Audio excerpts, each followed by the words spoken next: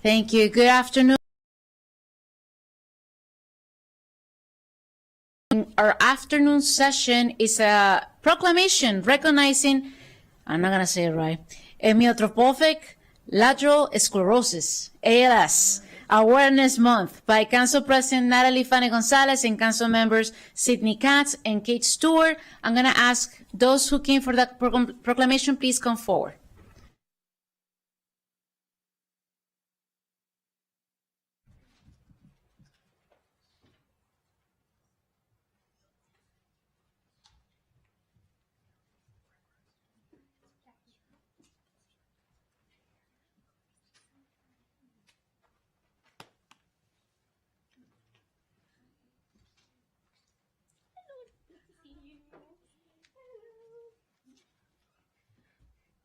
Good afternoon again.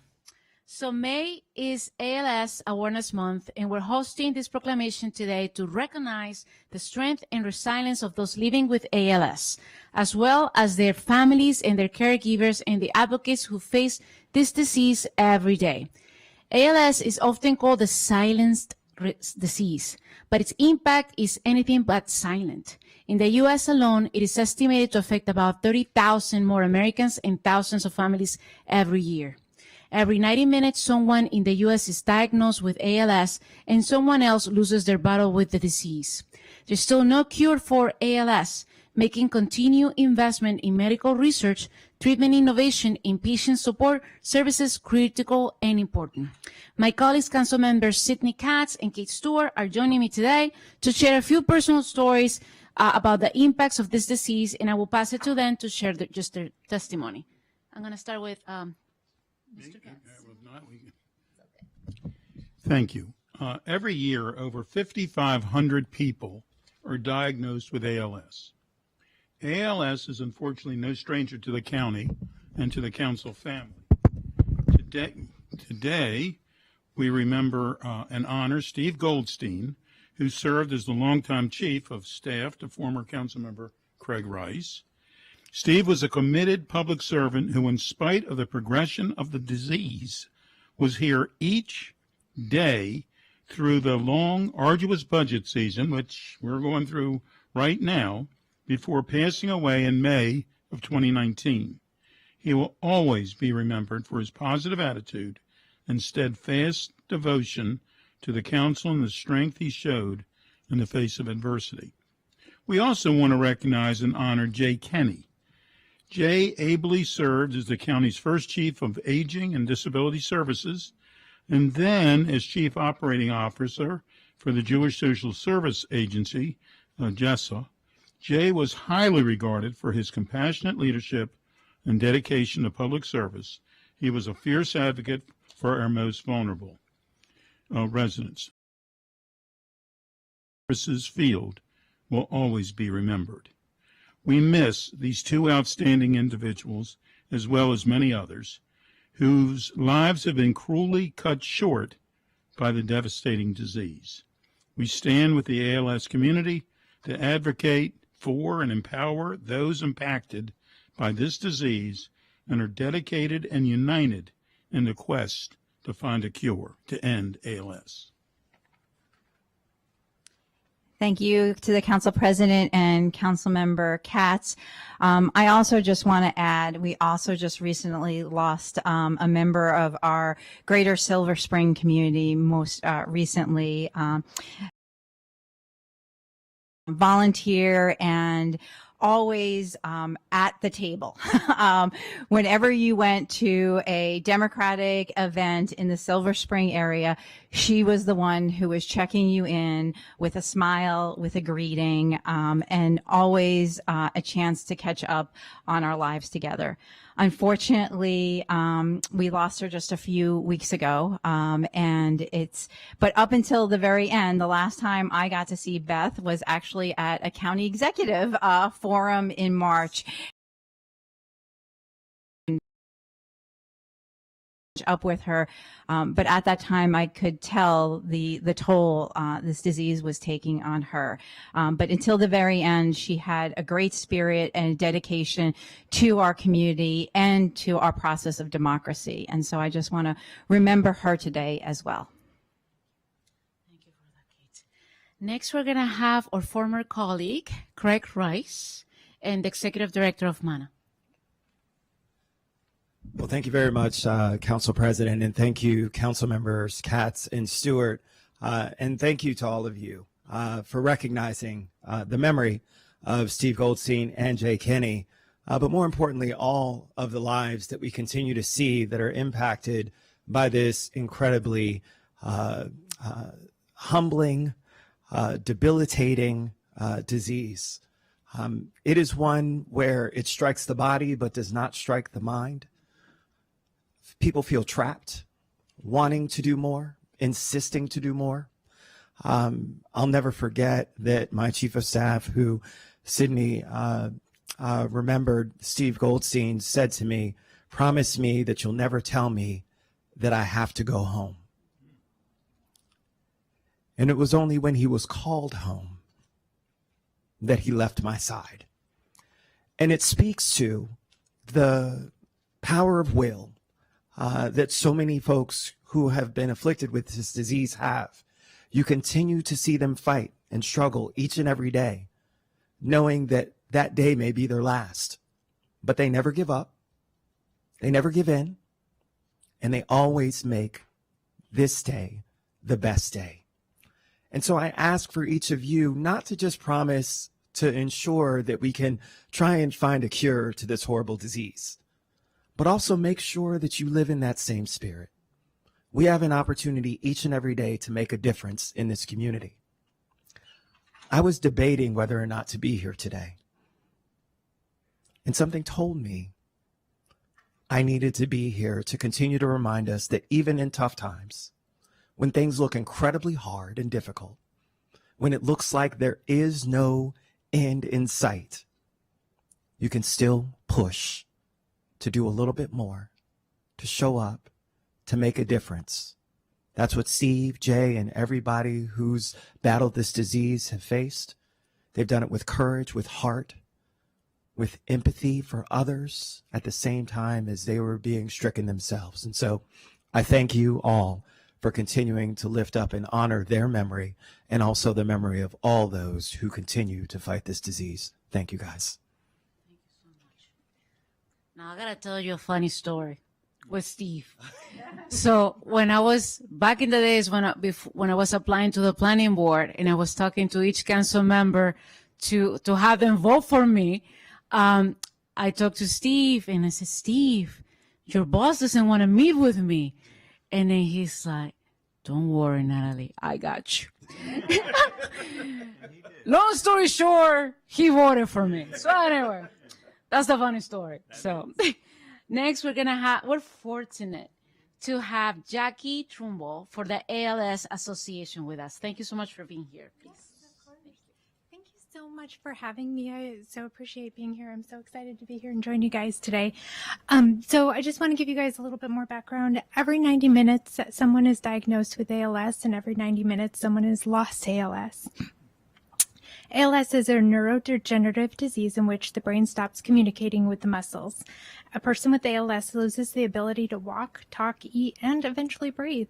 ALS is always fatal and can strike anyone at any time. ALS is emotionally, physically, and financially devastating, and we need to help make it easier for families to live with ALS. The awareness today helps us further our mission to find a cure and make it livable.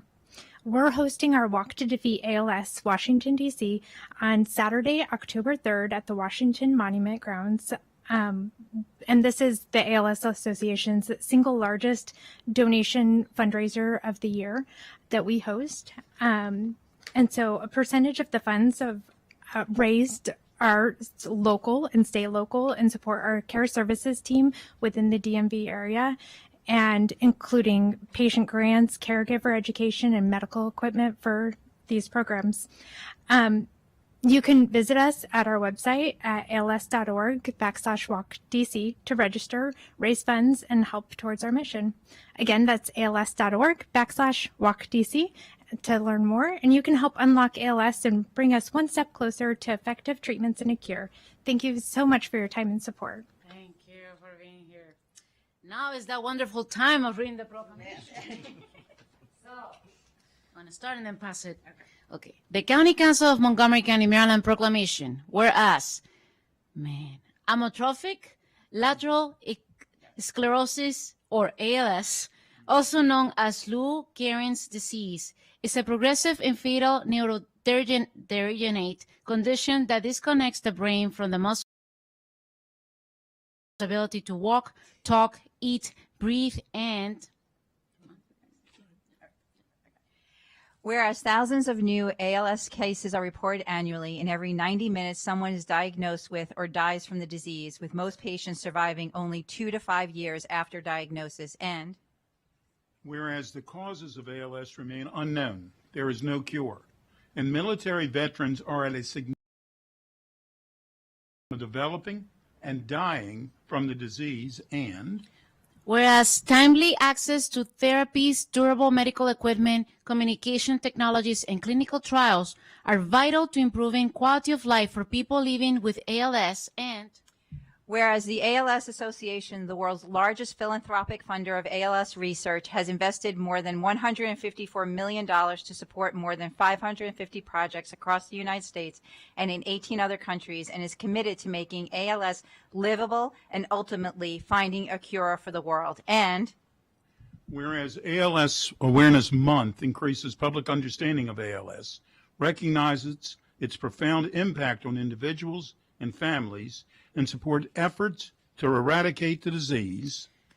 now, therefore, be it resolved that the County Council of Montgomery County, Maryland hereby recognizes ALS Awareness Month and calls upon all residents in Montgomery County to join in supporting ALS research, advocating for increased funding, and standing in solidarity with those affected by this relentless disease, presented on this 12th day of May in the year of 2026 by Council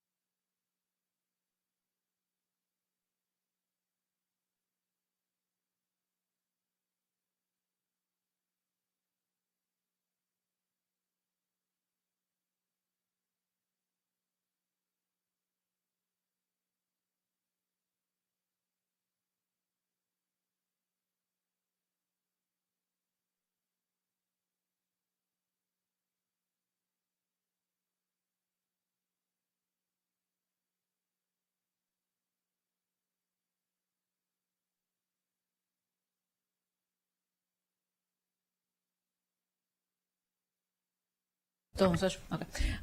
Thank you. So that was wonderful.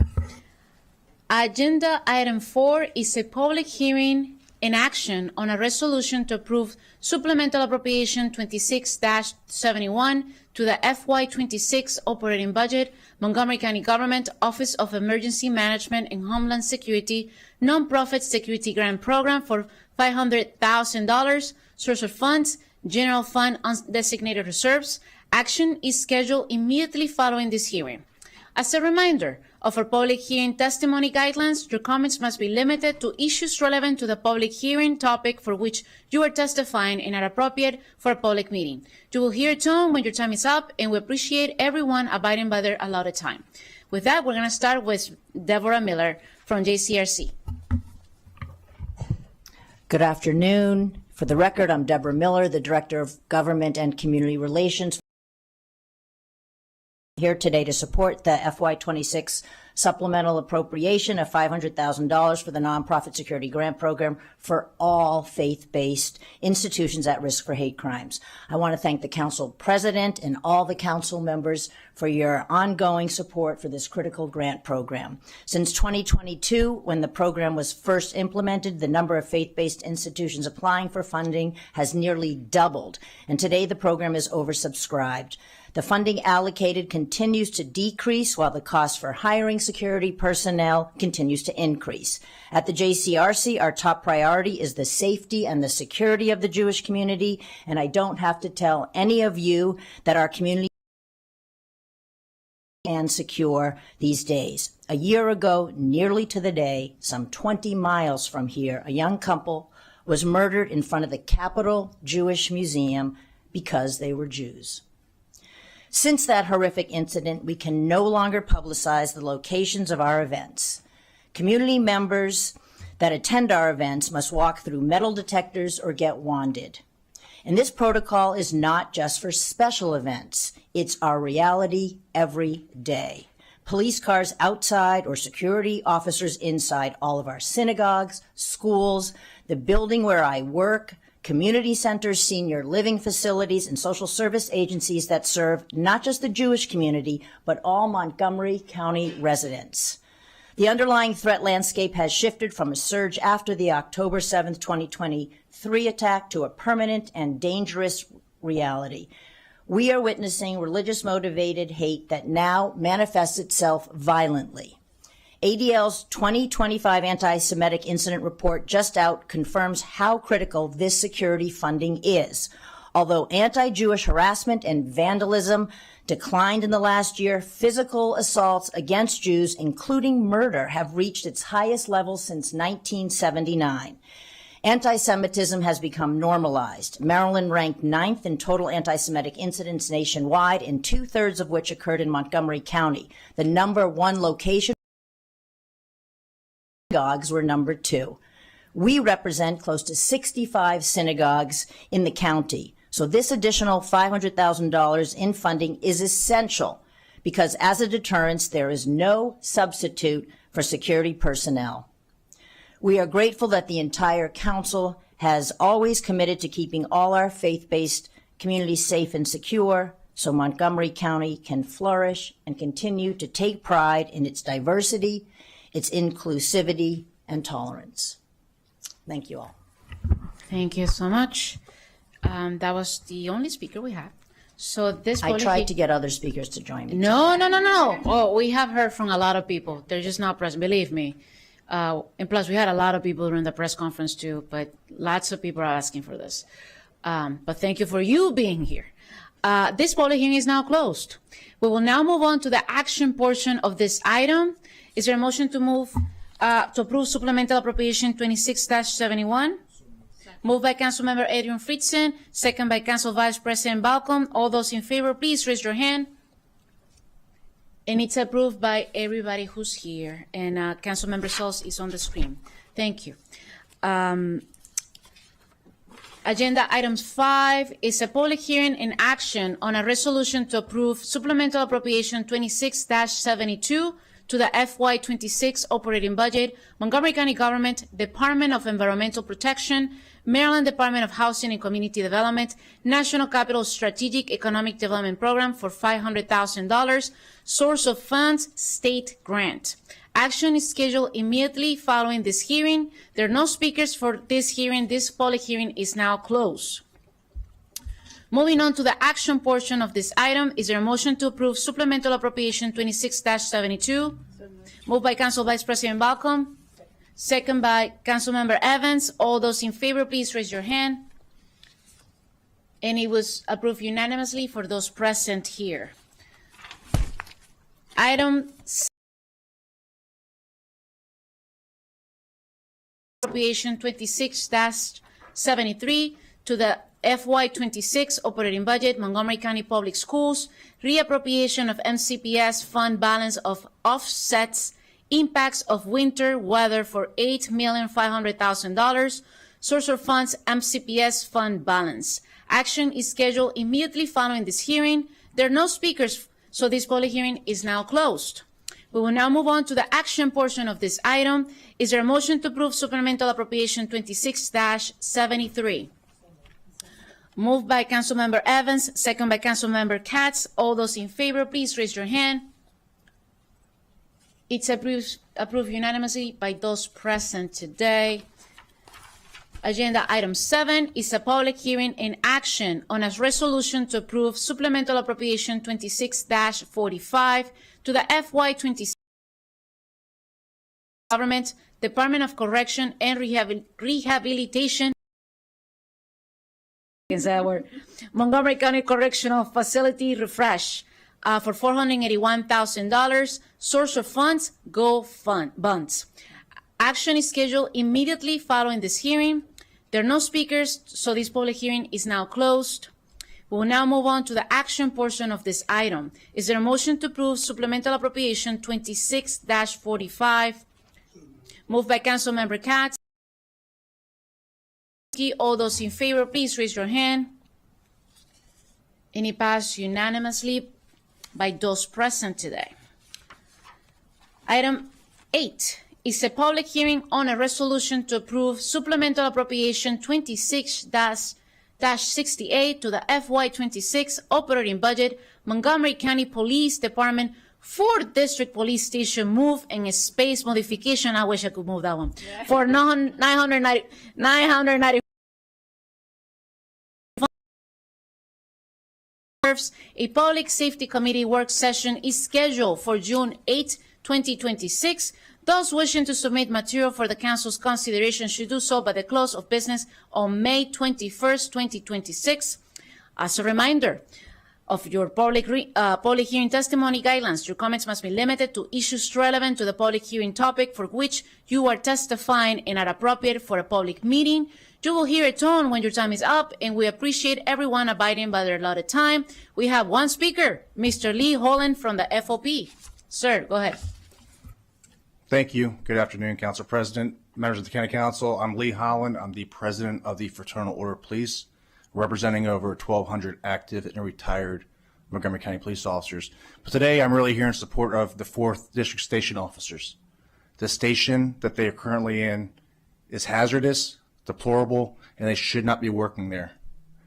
Into November of 25, Council President Fanny Gonzalez, Council Member Lukey, Executive Branch had a meeting at the station with numerous officers that packed the roll call room and talked about not wanting to work there any longer.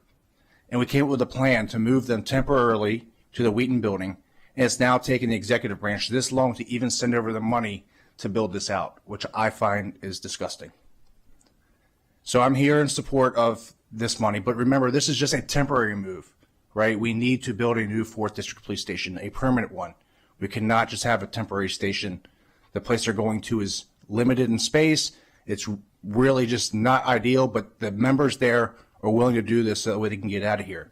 I did want to read a couple, we surveyed our membership that worked there to talk about the conditions. I just want to read a couple quotes that they talked about. This was a pregnant officer who talked about, I witnessed a rat jump into my pumping bag and defecate. I have regular symptoms of headaches, facial pain and pressure, runny nose with drips, and constant congestions. When I'm away from my office for more than 2 weeks, it starts to clear up. We have asked about the mold several times and nothing has been done. Another member, there is mold everywhere. I have had increased headaches and sinuses issues since moving into my office over 14 months ago. Again, this is a temporary move, but a much needed move. Thank you for your time. Thank you so much for the powerful testimony. This public hearing is now closed. Agenda item 9 is a public hearing on FY27 capital budget and FY27-32 capital improvements program projects, Glen Echo Spanish Ballroom renovation and Northwest High School. Action is tentatively scheduled for May 21st, 2026. Those wishing to submit material for the Council's consideration should do so by the close of business on May 14th, 2026. There are no speakers, so this public hearing is now closed. Hold on. Pages are stuck. Okay, there you go. Agenda item 10 is a public hearing on a resolution to set. Action is tentatively scheduled for May 13, 2026. Those wishing to submit material for the Council's consideration should do so by the close of business today.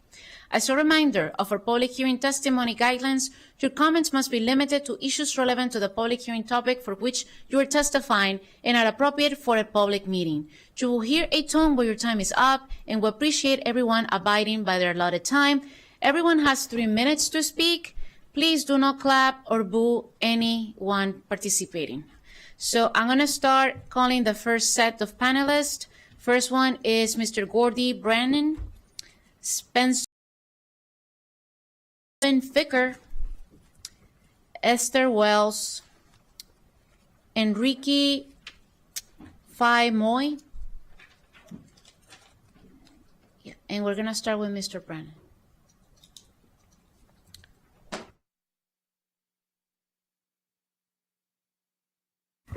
Gordy Brennan with the Taxpayers League. Good afternoon.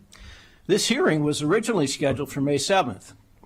Since then, the Council has rigged the MCPS budget vote with 4 arbitrary tranches to determine the budget increase without regard to academic outcomes, and has held a premature straw vote on the income tax revenue structure to fund MCPS. Taxpayers may be late to the party, but we're here. We are most concerned for low-income families who want their kids proficient in reading and math so they can escape poverty. This requires new instruction strategies, but the broken budget process does not incentivize MCPS to formulate or implement those strategies because there are no annual performance improvement targets. All we have are plans to spend more money, and that hasn't worked.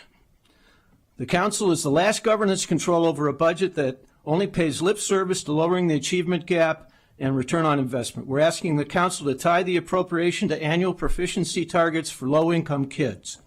This is a what, not a how question, and it fills the gap created by poor state and local governance oversight. MCPS can be funded at the maintenance of effort level and achieve academic objectives while lowering the projected structural deficit.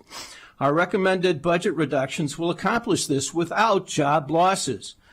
By eliminating overhead GWAs, do you value overhead more than our kids?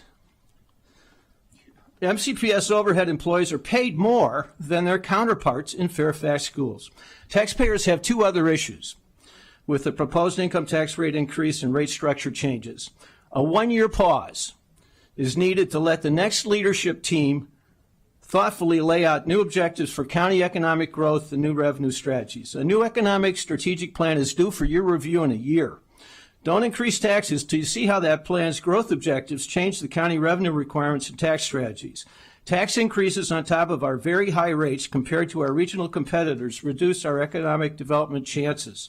Northern Virginia counties have to finance county operations largely from property taxes. Instead, these regional competitors have increased their tax base by lowering their property tax rates to offset increased assessments, something we should consider. We are a snake eating its tail. How do you pay for government while resolving our structural deficit has become the central question instead of economic growth. Poor commercial job growth is why we have high taxes. Lastly, we oppose the progressive income tax rate structure proposals which have been designed in a hurry, reduce revenues, and drop the ITOC credit, which will hurt low-income homeowners. I thank you for listening. I know that you're on an accelerated schedule, but please pause on this. I think too much damage will be done if you move forward. Thank you very much. Thank you. Next person is Mr. Spencer Rhoda. Hello. Can you please turn on your mic, sir? It's right there. There you go. Hello. Hi, I'm Spencer Rhoda. I'm a delegate candidate for 9A, which is Damascus and mostly Western Howard County. Montgomery County does not have a revenue problem. It has a spending discipline problem, and it's driving people away in droves. Families in this county are already being squeezed by inflation, housing costs, energy bills, existing taxes and fees, and tells working residents and small businesses that government growth matters more than their ability to stay here in our county. Before asking taxpayers for more money, the county should audit and reduce non-core spending, administrative expansion, DEI bureaucracy, climate initiatives, consulting and nonprofits, and politically fashionable social equity programs. These do not provide essential services. Core priorities like schools, police, roads, and emergency services can be protected without automatically increasing taxes every budget cycle. Higher taxes also make Montgomery County less competitive with Northern Virginia and surrounding counties. Steady earners, employers, and young families are choosing to leave our county. This will shrink our tax base long term. The county should focus on efficient government, economic growth, and spending within its means instead of assuming taxpayers can always pay more. I call on this body to address local issues. I remember growing up down the road here, going to Temptations Ice Cream, which no longer exists, and just having a wealth of children that are, riding their bikes around here. I see it at the Damascus Jimmy Cone, where I live today, right down the road.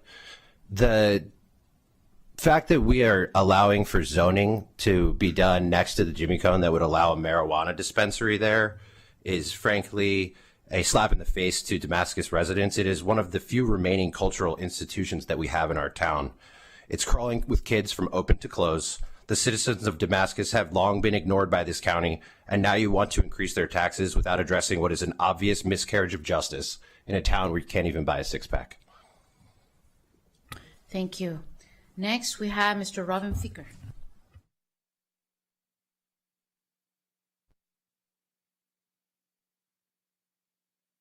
Robin Ficker, standing up for taxpayers of Montgomery County in Maryland. In 2025, federal employees received an average 2% pay raise, comprising a 1.7 across-the-board increase and a 0.3% average locality pay adjustment. For 2026, a 1% across-the-board pay raise was finalized with no increases in locality pay, making the smallest raise since 2021. And it seems like County Executive Elric and his disciples want to give county employees 3 times the federal pay increase. That's not fair. County Executive Elric, he's the only U.S. citizen who has ever been term limited twice for raising taxes. And now he resents success. He knows nothing higher than mediocrity. He has a very clever trick, however. Right before the election, he likes to mail people who will be voting in the Democratic primary checks. And the ballots are in the mail today. And he wants to mail them a check. He wants to mail these county employees a check. You need to give priority to the taxpayer over the county employees who are expecting their check from Mr. Elrich. Tim Sweeney, a neighbor of mine, grew up in Montgomery County, was brilliant, studied coding at the University of Maryland, decided where to start his county, even though Carolina. He started Epic Games. He's now in the Forbes 150. He invented Fortnite. He's the largest landowner in North Carolina. He left Montgomery County because of the businesses here. Sergey Brin, graduated from the University of Maryland. He's in the Forbes top 10.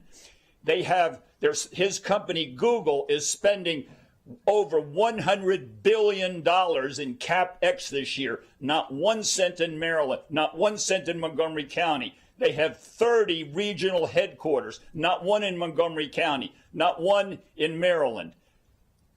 Jeff Bezos in the Forbes top 10.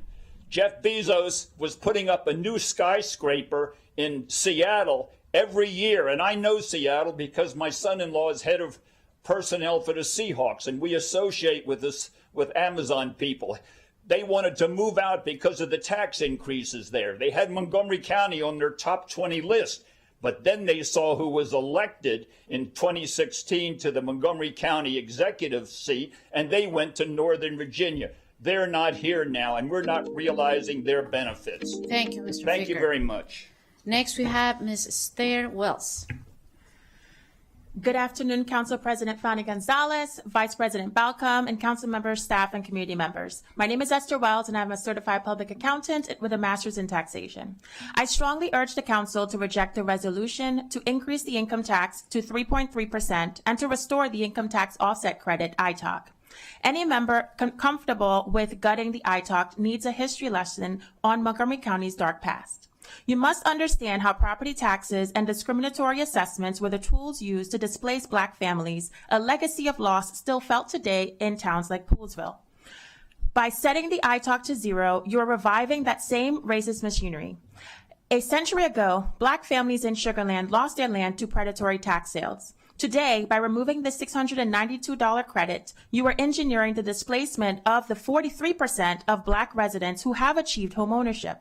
With the median Black household earning $72,000 less than white households, this is a categorical disaster designed to price Black families out of their neighborhoods. What is most egregious is that the homeowners most impacted by this have no idea this hearing is even happening. They will only find out what you did to them after the elections when they receive a notice from their mortgage company. They will wake up to a negative escrow balance and a spike in their monthly payments they cannot afford. This is constructive foreclosure, and it is morally wrong. Residents cannot trust that your promise that this is a one-year program. You made the same temporary pledge regarding the fuel energy tax during the recession, yet a decade later, it remains your third largest revenue source. By adopting a structure that drains revenue over time, you are creating a permanent structural hole, a deficit that you will inevitably use to justify never returning the ITOC. For over 200,000 homeowners, temporary is just a code word for permanent. You are winning a battle but losing the war. Currently, 25% of filers pay 75% of the income taxes. Maryland already ranks 4th highest in the nation for income tax. By removing this incentive to live here, you are handing over our tax base to Virginia. High-income earners are already voting with their feet. We need them to fund our safety net programs. Stop biting the hand that feeds you. Let's be honest. This is a wealth transfer to fund union contracts for the organizations that endorsed you. In any ethical institution, you would recuse yourselves from voting on a payout to your political benefactors. Instead, you remain face 25% assessment spikes. Your numbers are built on sand. You are using stale 2024 data while ignoring the thousands of federal jobs lost in 2025 and 2026. Further, you advance this via straw vote specifically to bypass the racial equity and social justice Res J evaluation. You know it would fail. A policy that crushes low-wealth homeowners while shielding commercial interests is a racist tool. Stop trading Black land for political favors. Reject the ITOC decrease. Thank you. Thank you. Next, Ricky Moy. That's you. Good afternoon, County Council. My name is Rick Moy. I'm a resident of Rockville, Maryland. I'm a veteran. I'm a Naval Academy graduate. I am also on the campaign to represent the good folks of Council District 3, Rockville, Gaithersburg. I've enjoyed the opportunity to speak to homeowners, renters, parents, athletes, and employees across Rockville and Gaithersburg. And their inputs have inspired this testimony today titled, Not at the Taxpayer's Expense. The voters and taxpayers have long counted on the County Council to provide stewardship over our hard-earned money. However, we can clearly see just recently from the supplemental approvals from the overzealous spending that the majority of our taxpayers' welfare is not top priority. We have simple asks: fix cracked roads, plow our streets, reduce permitting barriers for businesses, keep our residents safe, and to launch our children's academic and athletic talent so they can be competitive in the future job market. The question today is whether the voters and taxpayers will be better off with another 3.3% increase in the income tax rate and a removal of the tax credit. We must ask, what are we funding at the taxpayer's expense? Is this council's attempt to simply demand more blood and taxes from our struggling working class? Well, let's ask this question. Where can our voters and taxpayers find employment in the $170,000 range in MoCo? We could hold out for the new MCPS roles. The Safe Routes Coordinator will have a starting salary of $172,000. It's possible that the person that holds that current role or that same type of role in Anne Arundel County might apply because they're only getting paid $74,000. Or how about the new MCPS Program Audit Coordinator? Opening salary $171,000. Same role at the state of Maryland is $80,000. I was able to speak to some Fortune 500 companies this past weekend. Not a single office or employment option exists in Montgomery County. In fact, Amgen closed Rockville, which had previously been a key R&D hub. In closing, I am against raising the income tax. Thanks. Thank you very much for coming today. We're going to move on to our virtual panel. We're going to start with Mr. George Hernandez.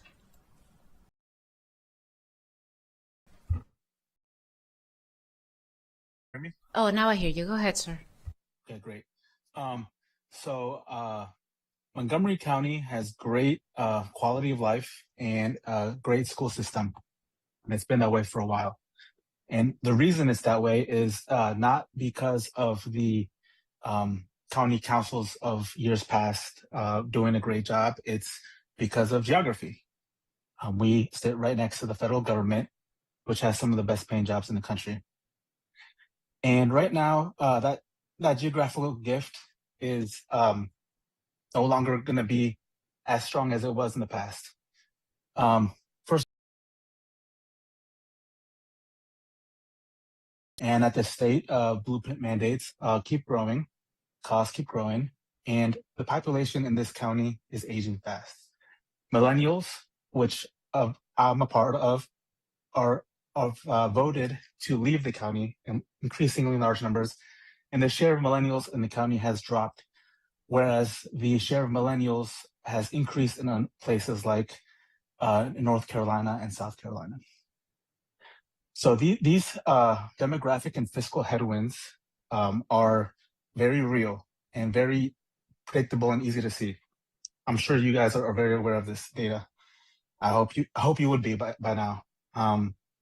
When you see this data, young families, like of which just started a family, just had my first child less than 6 months ago, are leaving, and you have to ask, why are they leaving? It's because Montgomery County is not a great place to be middle class millennial or a middle upper class millennial. The recent tax proposals would lead to higher taxes for my family. And this is an example of this tax increase or change. I know there's progressive tax rates will lead to higher taxes for my family. So we're considering moving out, voting that way. But I believe that we would rather stay here, and we think that keeping middle class and upper middle class millennials in the county is for the better of the county. In deciding where to raise our son, it doesn't benefit us if the fact that the county has had such a great school system the past 20 years, 10 years, or the past 5 years, or even currently. What matters is, will it be great in 5, 10, 20 years? And the federal, state, and local headwinds seem to indicate that there's going to be more challenging times ahead for Montgomery County. And for that reason, I think you should consider a different path forward. Thank you. Thank you. Next, we have Maggie Wood. No, not on? Okay. What about Luke Murdoch? No? Okay. Cody Hunt? No? Okay. We'll try. Oh, that's it. Oh, nobody else, right? Making sure. Okay. Well, this public hearing is now closed. Thank you for coming today. Then the last item of the agenda, I added it. Yes. Hold on, let me announce the next one. And I haven't seen, are you going to speak? Yeah, there you go. I added another item, is a status report. And council staff, they're going to provide an overview of the revenues and expenditures related to the FY27 operating budget. I hope folks have questions. And before I turn it to Councilmember Woljawando, is it related to this or not? Go ahead, sir. Thank you, Madam President. For the clerk, I just wanted to be recorded in the affirmative for items 6 and 7. Thank you, Madam President. Good looking out. Thank you for doing that. So now I'm going to turn it to staff. And thank you for working on that report. Of course. Good afternoon, everyone. So today we're going to go through an update as we do most years after the council finishes its review of all the different agency and department budgets to give a status update of where things stand after the current level of amount of straw votes. And as a reminder, as we're talking about the different puts and takes on revenues and expenditures, all the changes that we're going to discuss are tracked against the executive's March 13th recommended budget. So overall, based on resource changes and reductions to date, the council will need to reduce the executive's recommended budget by additional $113.7 million to approve a balanced budget. And I'm going to talk through some numbers, and in just a minute, you will see them on the screen as Mr. Smith puts them up there as we get the technology working. But first, we're going to start with resource changes. And to date, the council has recommended resource changes that would result in a net decrease of $126.2 million in resources available to fund the FY27 operating budget. This is primarily due to the following recommendations on tax rates. First, the recommendation to reject the executive's proposed 6.3 cent property tax increase and reject the executive's proposed income tax increase. Second, to adopt a new progressive income tax structure instead of the executive's proposed income tax increase. Third is to reduce the income tax offset credit in FY27 from $692 to $0 in conjunction with the progressive income tax structure. And fourth, to apply $44 million in one-time FY27 revenue associated with the recommended property and income tax rates to the capital budget. In terms of reductions, the council has recommended a total of $12.5 million in reductions to the county executive's budget. And then the council has currently a reconciliation list that totals $233.9 million. There we go. Now we have numbers to go along with the words. Apologize for the delay.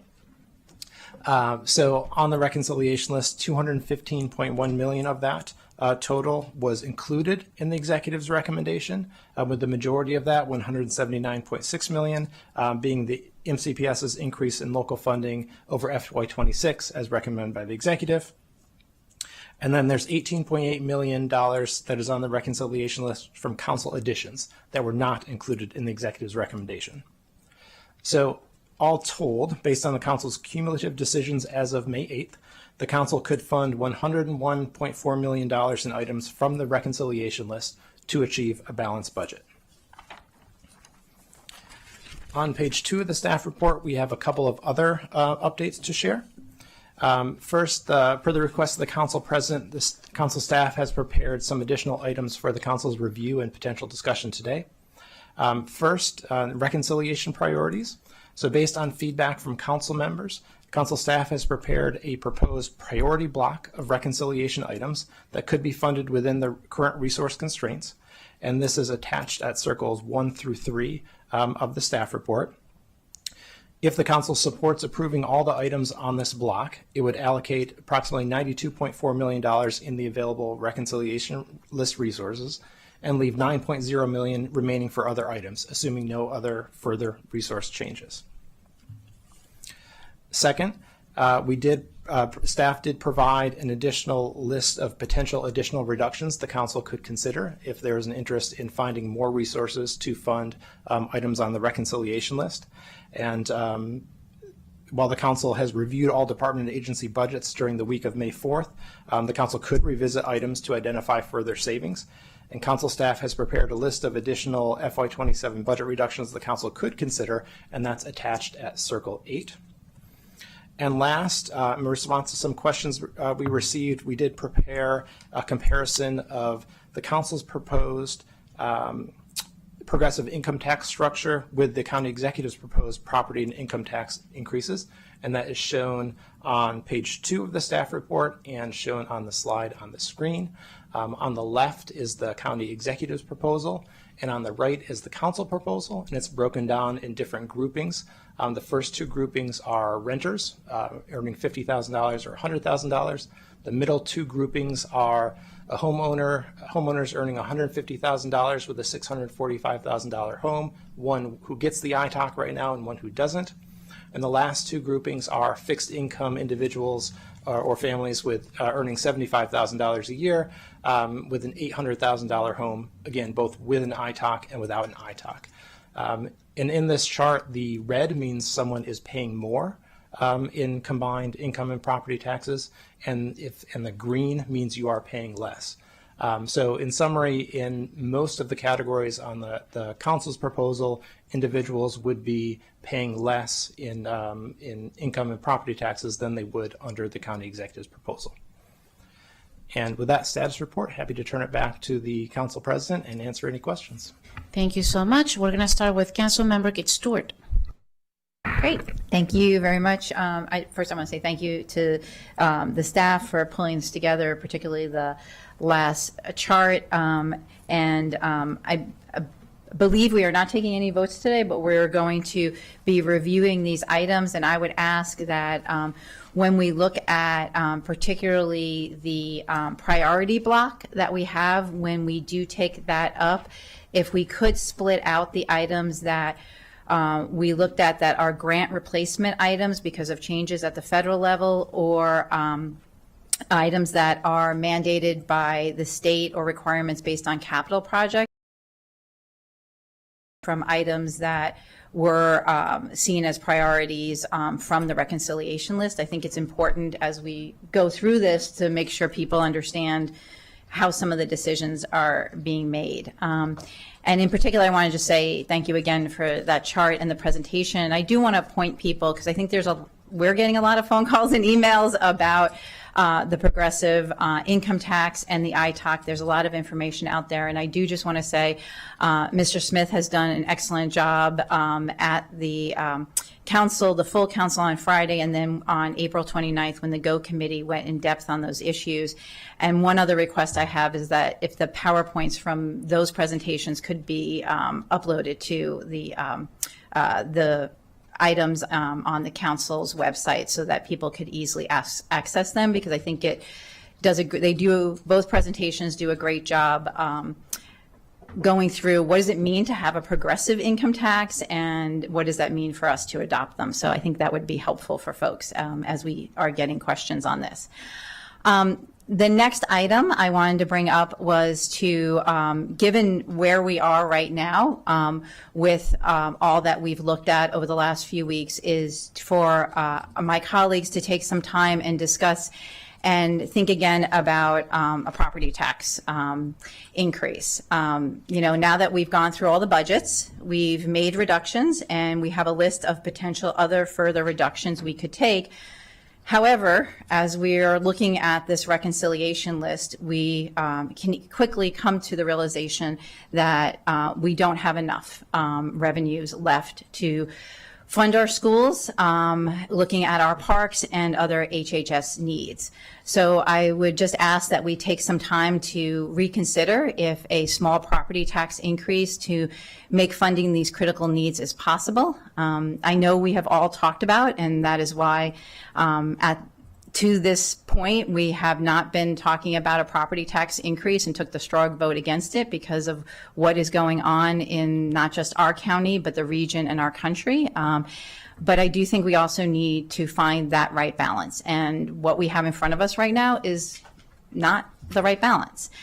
So the first thing I'd like to ask is this for the staff, based on the analysis that you've shared with us today and all the other analysis you've done, if we were to do a 2-cent property tax increase based on the chart you provided us, could you also tell us what would that mean for those different examples? And would some people still be realizing an overall tax break, and for folks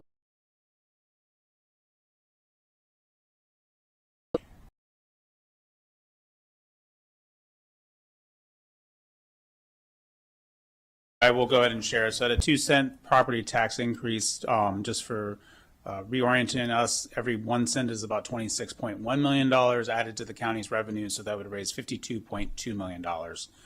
To your question, Councilmember Stewart, under the examples that were on page 2 of the staff report, for an average homeowner who has an average sales home price of $645,000, they would see an increase of about $129 on their property tax bill, added to the current, whether they have an ITOC or not, because that's just based on their value. Both totals would still be less than the $506 they would pay in addition under the county executive's proposal, although the one that is losing the ITOC would be much closer to that 506 than they are currently. And then for the other two, at $800,000, they would see an increase of $160. Both still would be below the executive's proposed increase. So again, and I'm sure Mr. Smith can send those numbers around to all of us, but I do think in looking at a potential property tax increase of 2 cents, we would still be under what the county executive had sent over and proposed to us. And depending on the different scenarios with the progressive income tax and depending on the size of the worth of someone's house, we would still have residents who are receiving a decrease in their tax bills. And so I just, again, this is a very difficult budget we are dealing with. We have a lot of needs, but at this time, I'm not feeling like we are being able to fund the schools at the level that we should be, and looking at our parks and HHS as well. So I just wanted to put that out there as we go through the rest of the week for consideration. Thank you. Next, I have Councilmember Shara Evans. Thank you. I appreciate the comments of Councilmember Stewart, and I'm actually in agreement. I would look forward to getting that information. So this is the first budget, and I thank the staff for providing all the information they provided along the way, and my colleagues for indulging me in any questions that I might have had. And just looking at everything, people can see the priority block and see the other items on circle page, what is it, 4 and 5 and 6 and 7, and I'm in agreement that it doesn't take us far enough. What I can appreciate is that over council work sessions, committee meetings, I hope that people have been paying attention. We've tried to bring you along the way.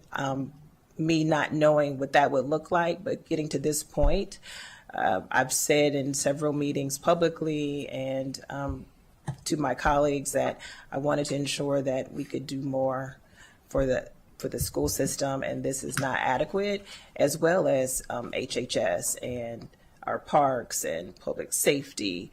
I've been able to have listening sessions, and I've been able to hear the needs throughout the county, and what we're left with is just not enough to go as far as I would like to. So thank you, Councilmember Stewart, and for the discussion.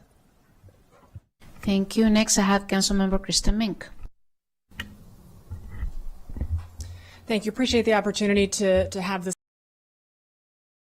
Appreciate Councilmember Stewart for bringing one possible alternative forward, or a couple possible really that we're looking at already here today. I think that that is the direction that we have to go, is looking at alternatives. The current plan is not one that adequately funds essential services. The extent of the cuts to the MCPS request that it would require are too great, and so that means that we need to turn to other options. So I appreciate the side by sides on the tax impacts. I think that's very helpful. Before we agree on a revenue package, I think we also need included as part of that conversation a clear comparison of what the different revenue packages can and can't fund, so we can be very clear to the public about for whatever revenue we may be able to come to agreement on, why we're doing that and what exactly it produces. So, I'm going to take a closer look at the proposals that Councilmember Stewart's comments lift up. I have a couple other potential scenarios as well, and I look forward to engaging in more conversations with colleagues and with the public as this goes on. Thank you. Thank you. I don't see anybody else wanting to speak. Now I see. Council Vice.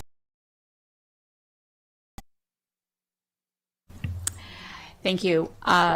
So I appreciate that we're not there yet, but I don't want to lose the idea that we need to consider whether we've addressed all the possible cuts first, right?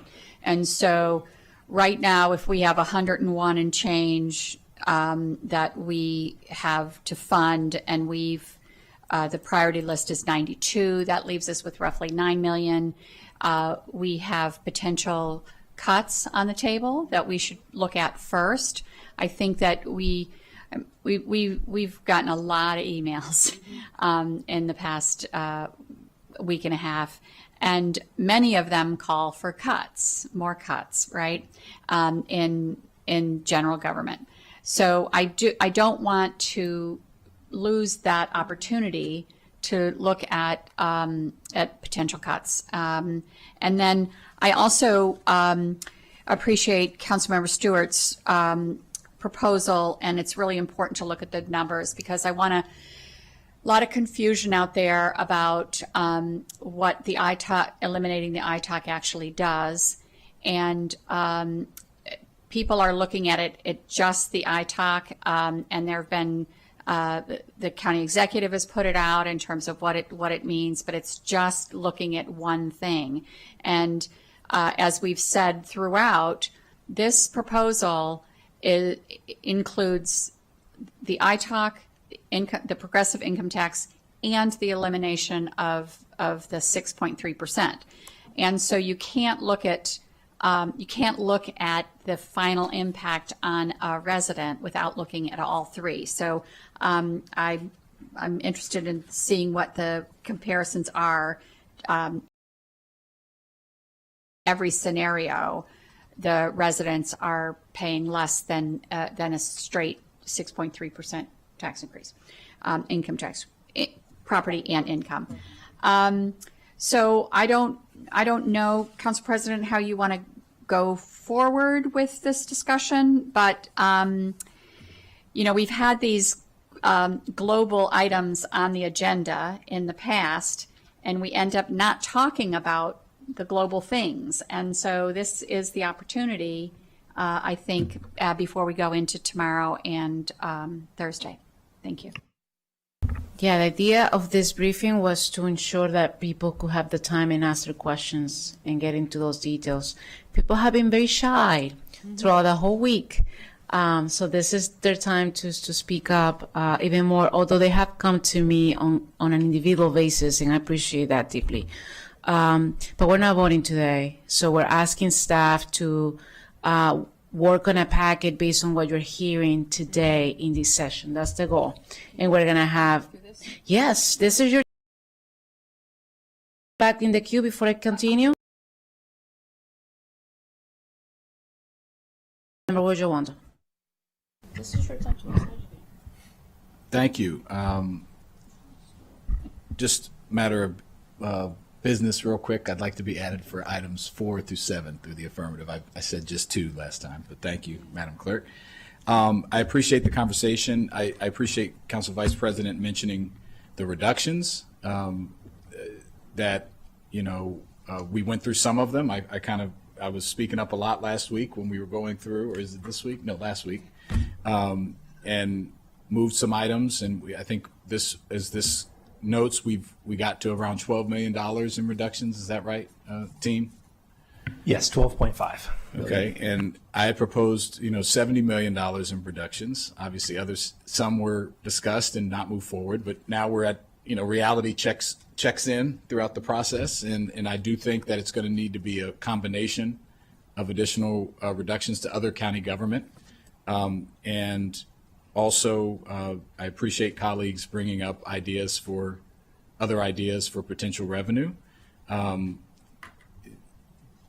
Everything needs to be on the table for sure. I mean, we cannot sustain,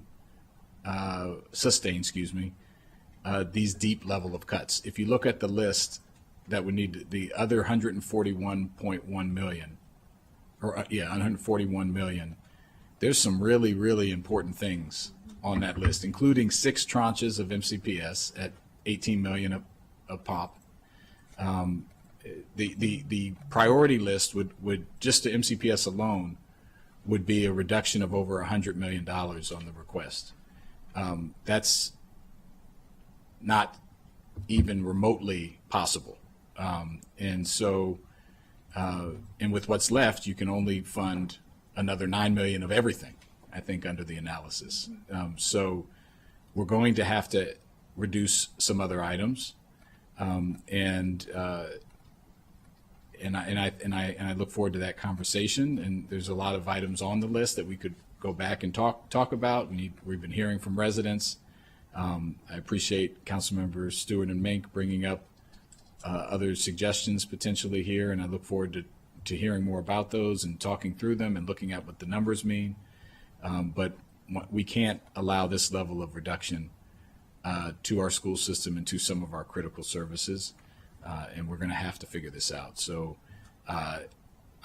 one question I did have of staff, so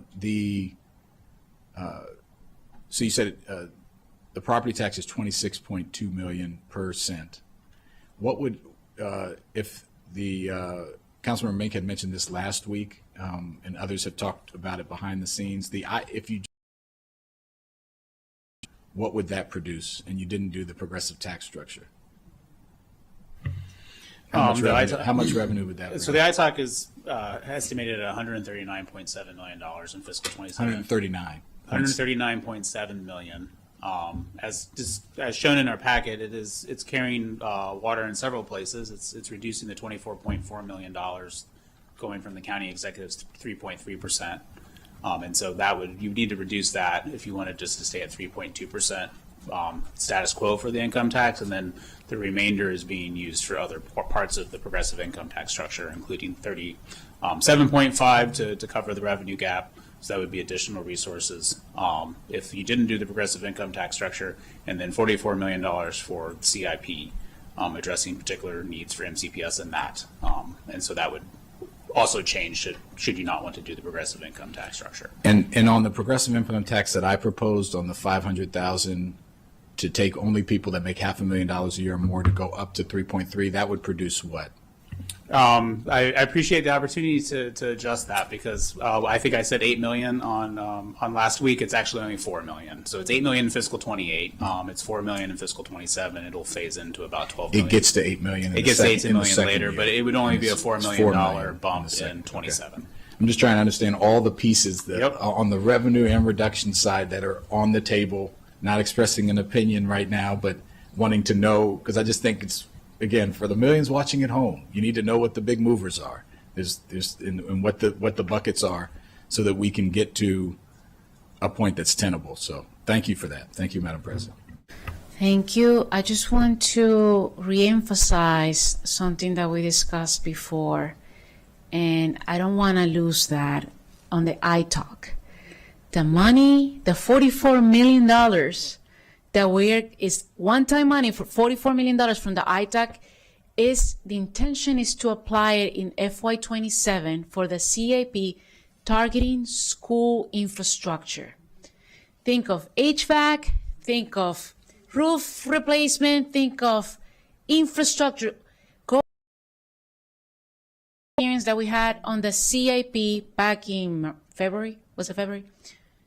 Like, I would say like 80% of the people who came to those hearings, including little children, were about making sure their schools were healthy and safe. Not only for the students, but for the staff, for the teachers, for the parents coming in to watch the kid play basketball.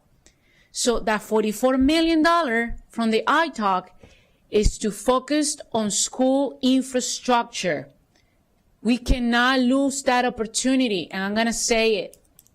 And please, as Councilmember Stewart mentioned, please watch the Go Committee work session. Please watch all the documentation that we have accumulated on this and understand that this is an amazing opportunity to help the school system on infrastructure. $44 million, it's a big deal. It's a big deal. So let's not please lose that. Councilmember Don Lukey. Thank you, Madam President.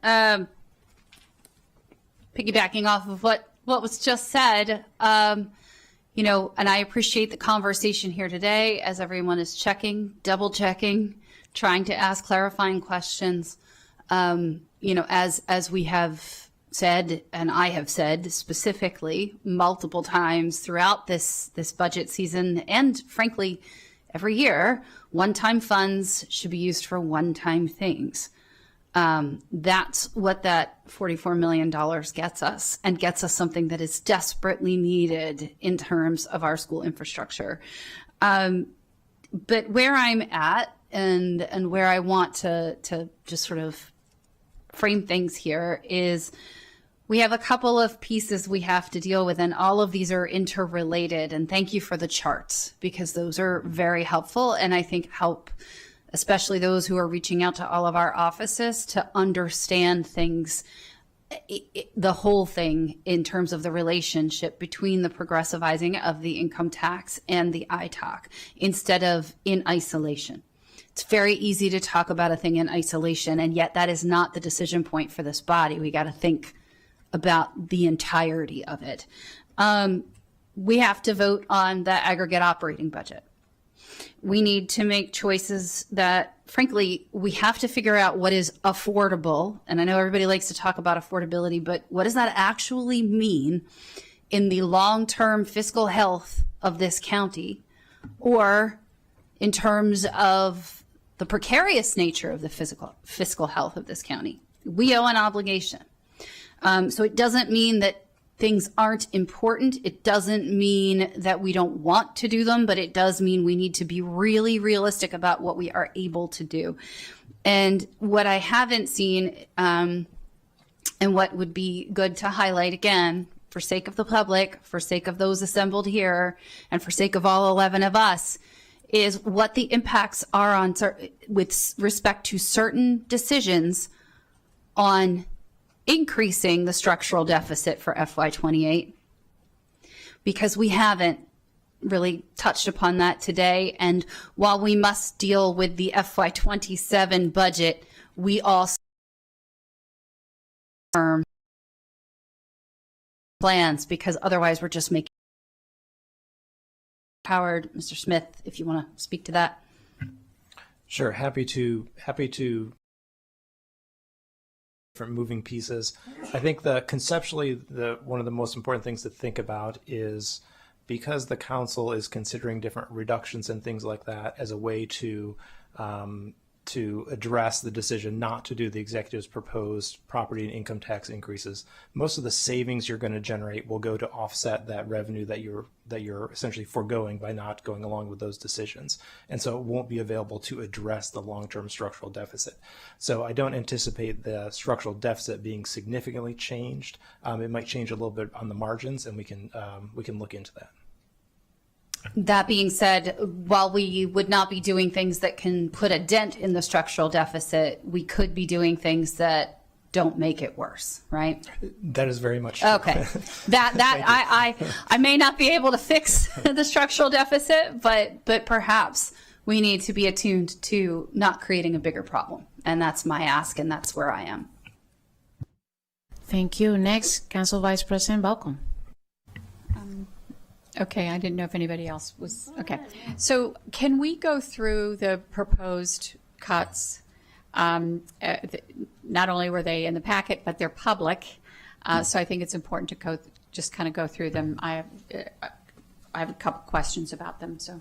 Sure. I can just start walking through them, and a lot of these are things that the council has seen before. They were included in staff reports or various other items that were suggested by council members as areas to look at for reductions, but they are accumulated here as a package that staff put together just to give the council other options for you all to consider.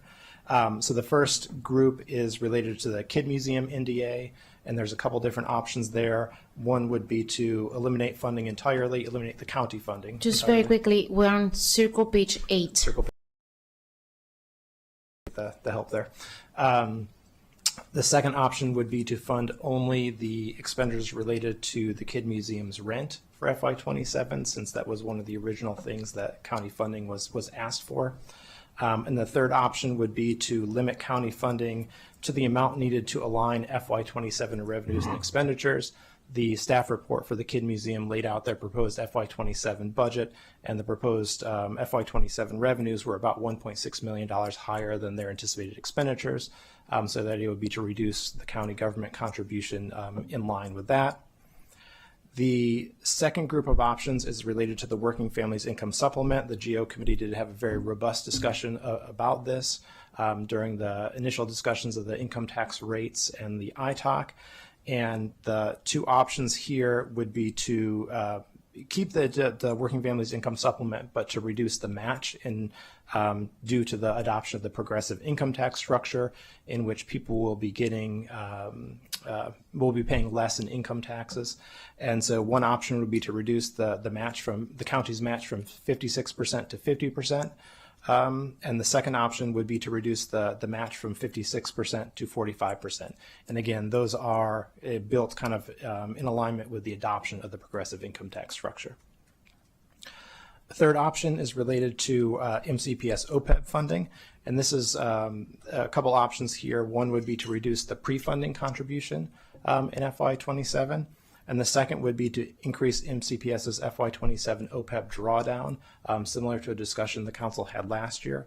That would be kind of an internal MCPS to MCPS type option that doesn't create funds for other departments or agencies, but it should be viewed as kind of an MCPS only option. The council did discuss the Green Bank India list, so there's an option here to place an additional $1 million of that on the reconciliation list for the Green Bank. The payments to municipalities to reduce the FY27 increase that related from the new contract negotiations between the executive branch and the municipalities. And the second option would be to reduce the payments by a flat $1 million in FY27. The next area is the Arts and Humanities Council NDA, and there's three options. One to reduce by $500,000, one to reduce by $1 million, and the third to reduce by $1.5 million as flat amounts in FY27. For the Department of Transportation, there was a discussion in the T&E committee about the Rockville and Wheaton Flex service. And so there's an option here to eliminate those services, which in FY27. There was also a discussion about the Conference and Visitors Bureau NDA, where the county is required to pay 7%, I believe, is that correct, Gene? Of the hotel and motel tax to the Conference and Visitors Bureau. The amount that the county funds is well above that by about $950,000. So this option would just reduce the county funding to Conference and Visitors Bureau by $200,000. There are two options for the Small Business Support Services NDA. One is to reduce all the community-based contracts funding. This is in addition to the $77,000 that the council already put on the reconciliation list from that funding. And the second option would be a flat reduction of $500,000 for FY27. The Device Client Management NDA, not DNA, would be an option here would be to increase the PC replacement cycle for county government from 5 years to 7 years. TABS already plans to switch from a 5-year to 6-year cycle in FY27 just due to the rising costs of replacing equipment. So if you switch to a 7-year cycle, that would save about $400,000. The next is the Community Grants NDA, and there's two options here. One is to only fund the multi-year grants and the legacy renewals that are part of that NDA. And the second would be to just flat reduce funding by $1 million. In the Department of General Services budget, there's an option to reduce funding for the Leggett EOB second floor updates in preparation for the new county executive that was discussed both at the GO committee and at full council. There is an option with the cable fund, building on the discussion that the council had after those dollars have been now split out into the MCPS contribution, the Montgomery College contribution, and the Montgomery Community Media contribution portion to reduce the Montgomery Community Media portion by $500,000. Is the smallest one is just a technical adjustment from emergency management that staff was able to follow up with them on, where they think they need $18,670 less for one of their items. So that's on the list, but that's something that we will just plan on taking as a technical adjustment. Thank you. Thank you. I just have a couple questions about a couple of these. The MCPS OPEB, has there been discussion with the MCPS administration on this yet? No, we have not discussed that with them. Okay, and then the next one is the Small Business Support Services NDA. So I was going to look at this, but then I remembered that it was 1:15 instead of 1:30 today. So, you know, the end of that discussion, it got fuzzy because of the incubator discussion, and originally there was going to be a shift from staff from the incubator over to the NDA. So I don't know where we ended up with that shift of staff. Sure. So the tracking sheet it's in the general resources for those that want to track at home. We show the shift so that when we work with OMB that it happens, but it's a net zero. So the two FTEs that we're shifting to the Small Business Support Services NDA will not shift in 27 based on the council's straw vote. They will remain in the incubator NDA. Okay. And then they're in the, I don't think it made it to the priority list, but there was another incubator staff. So that is in addition to the two that remained. Correct. Okay. I thought I might have found some money there. I wish. Yeah. And so the community-based contracts, are those the contracts that came over from the county executive's office? What is this 145? Yes, those are the ones that we're transferring between the Office of the County Executive to the Small Business Support Services NDA. And as noted, Mr. Ali during his staff report said that $77,000 was above and beyond what was needed. So the council's already taken that reduction. This option would be reducing the remaining amount that was transferring. Okay. And then the community grants, only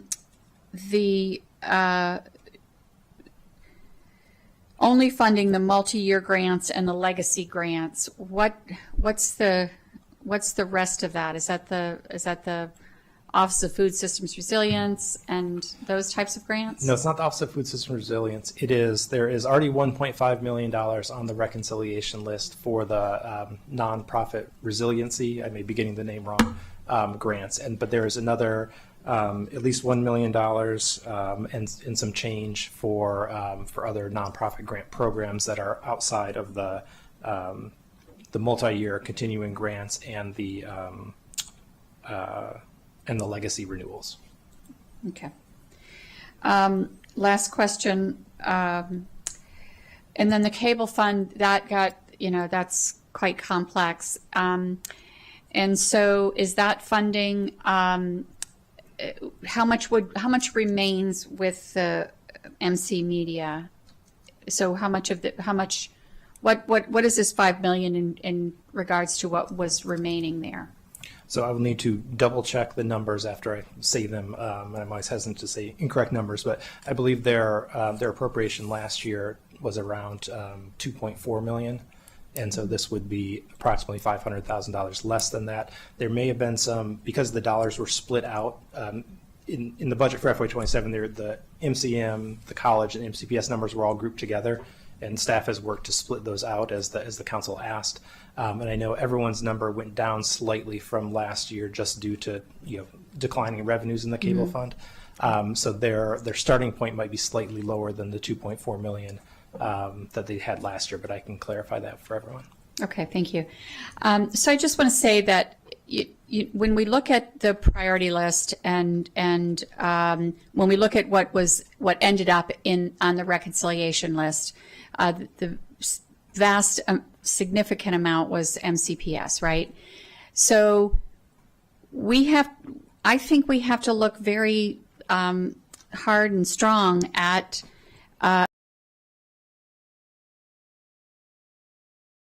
we're looking at these significant cuts to MCPS. We must look at significant cuts to the county government, and I know we're not voting today, but I think that we need to not only seriously look at these items on this list, and other items that other people want to put forward. So thank you. We're going to start voting tomorrow. Just going to say that. We will vote tomorrow. We must make a decision. As hard as it is, we have to. Councilmember Kate Stewart. Great, thank you.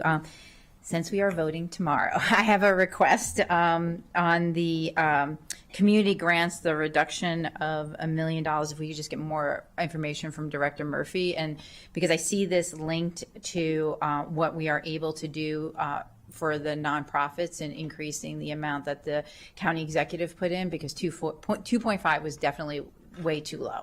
On the priority block, I think we were able to do 2 tranches, and so I think they're up to 3.5 now. And so I see these two things sort of linked, I think, but I want to make sure from Mr. Murphy what that other million, what cutting that other $1 million would do to support the nonprofits in our community. But I appreciate Council Vice President Balcom hit all the questions I had. So thank you very much, because I had some questions on this, and I will be prepared to vote on these items tomorrow. And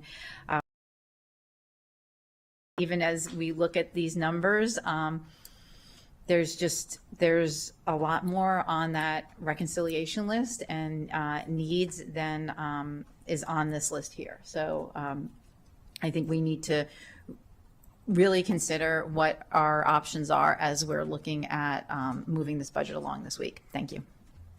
And thank you for lifting up the adjustments for the nonprofits. As a reminder, the county executive did say 2.5%. Last year, we provided 3%. This year, in the many of options that I offered to colleagues when I knew that there was no appetite for a property tax increase, at least by 6 people, and I think that still remains. I look forward to hearing from you guys.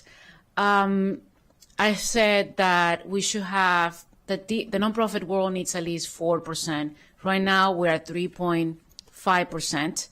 Not the 4% that I wanted, but still more than last year. Just putting that into context here. I'm going to now move to Council Member Sidney Katz. Thank you very much, Madam President. I too appreciate having this discussion. This budget is not only about what we are funding, but it's also about what we're not funding. And that becomes a mountain of issues to climb.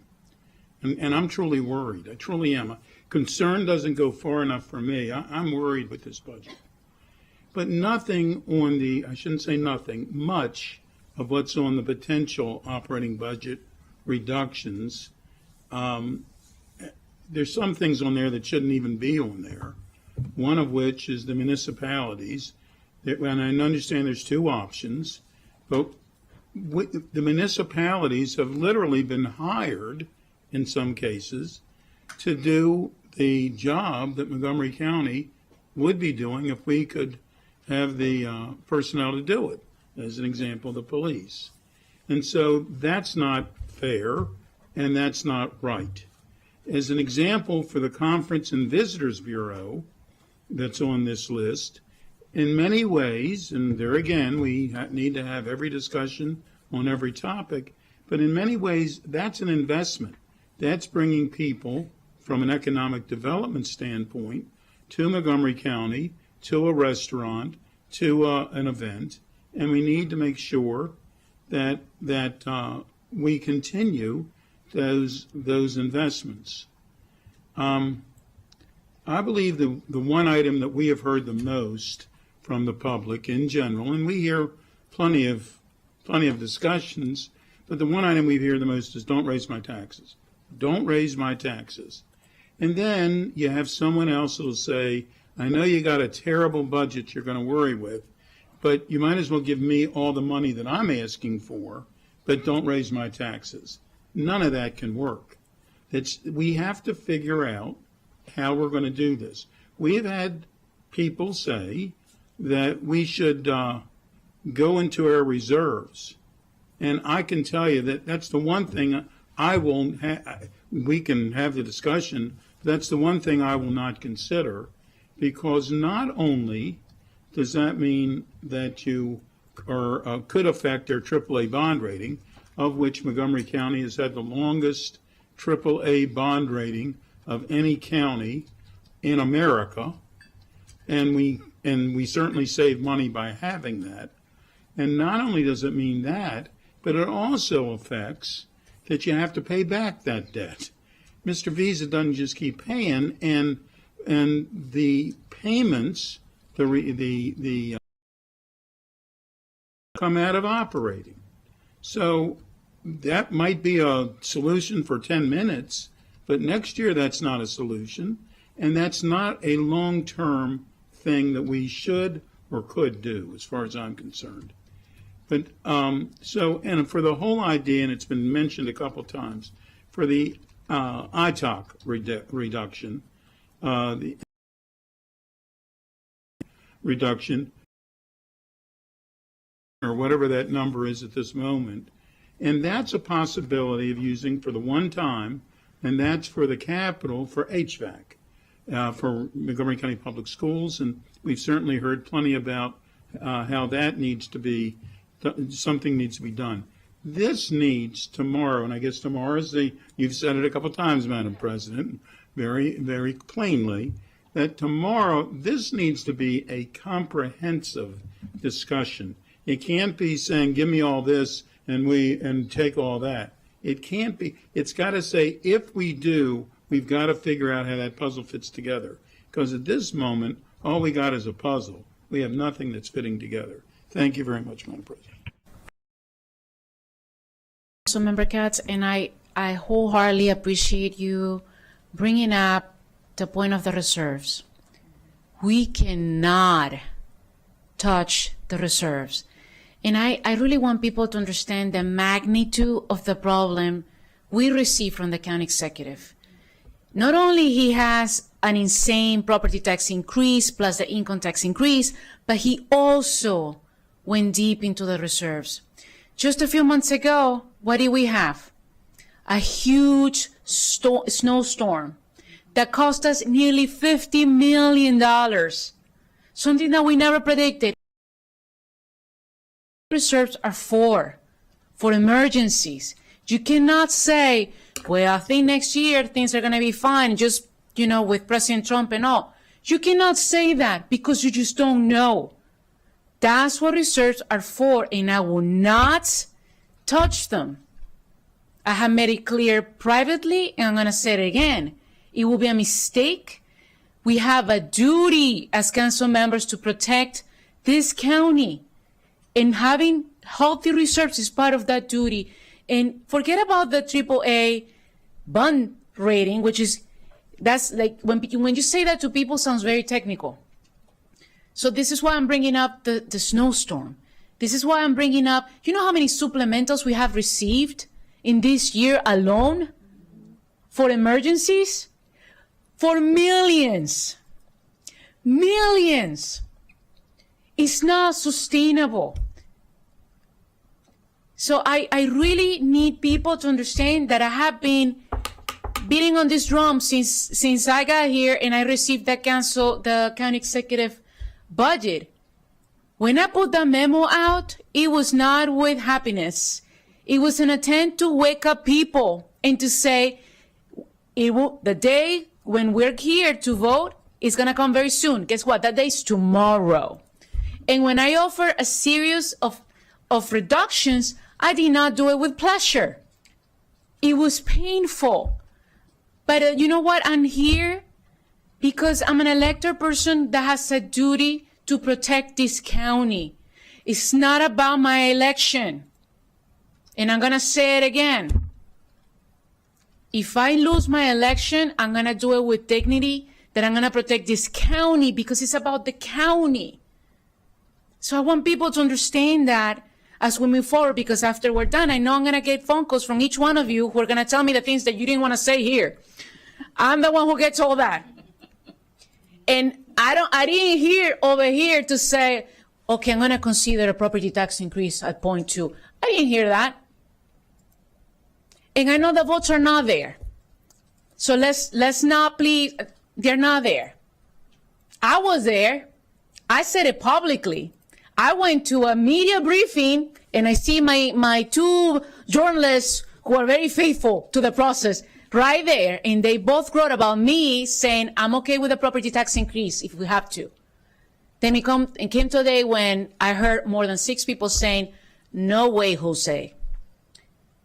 Wake up call. So I move forward with my budget, I'm going to say platform. Tomorrow is the day. Councilmember Mink, you are next.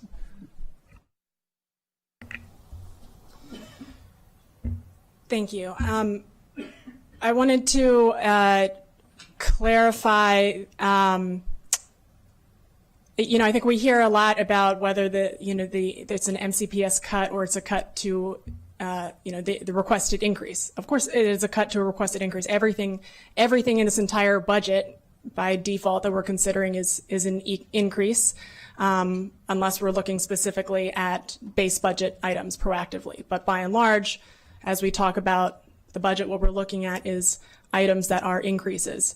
And by and large, those are increases that we are considering because we need them. We need them to sustain the same level of services given increasing costs, increasing needs, cuts from the federal government, grants that have under normal times would still be there, but now they are not there. I think probably the public wonders, my husband asked me, to be honest, why are there so many new expenses? Why can't things be paid for at the same level? And the increases are more than just inflationary costs. So, I think all of us are talking about difficult decisions, and all of those difficult decisions by and large are about increases over last year because the needs are real. The expenses are real. The burdens being levied upon us by the federal government, by the state, including because the state is being hit by the federal government, those are real. And we have a responsibility to figure out how we maintain critical baselines for our community. And so we need to make sure that we are considering the impact of our decisions from all angles before we say that anything is final.